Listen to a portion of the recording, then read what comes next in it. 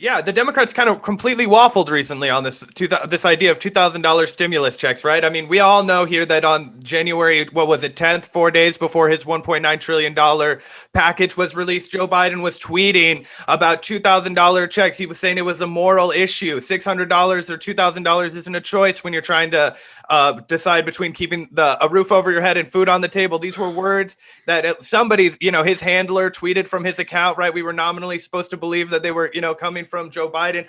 I'm wondering, how do you think this will impact both your race and do you think that the voters in your district feel betrayed by this kind of, bait and switch where they were promised $2,000 checks and now they're not going to get them? They kind of did everything that the Democrats asked for. They sent in, money. They, drove to Georgia and knocked on doors. People did a lot of effort to hand these Senate seats to the Democrats, and now they feel like they've been left out to dry. I'm just wondering if you had a response to that. It's one thing to break a campaign promise. It's another thing to break the biggest campaign promise that you made. I mean, literally, their whole Georgia race was based around the premise of $2,000 Warnock made posters with his name on, with his name and then the check. Right.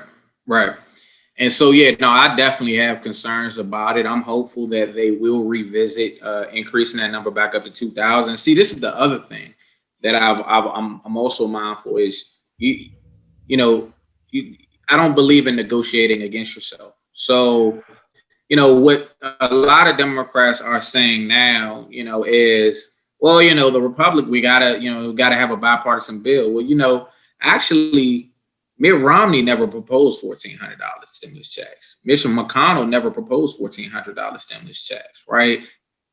Joe Biden proposed $1,400 stimulus checks, right? And nobody asked him to do that. And so, they want to play around with the math and say 1,400 plus 600 is 2,000. We know that, but y'all didn't say I got you on $1,400 stimulus checks plus the 600 you already got. They were pushing $2,000 stimulus checks.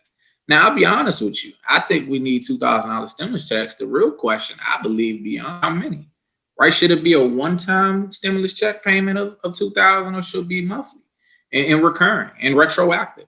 Now, I understand that these things have price tags associated with it, but the unfortunate reality is that, we hear from people on both sides of the aisle always asking about the price tag, about funding when it comes to things like this to help, the marginalized, people who are hurting in a pandemic. But we don't hear as much of a vigorous analysis. When the Fed pumps $1 trillion a day into fucking Wall Street, yeah.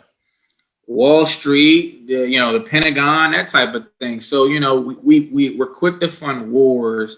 We're not quick to end wars, and we're not quick to end poverty.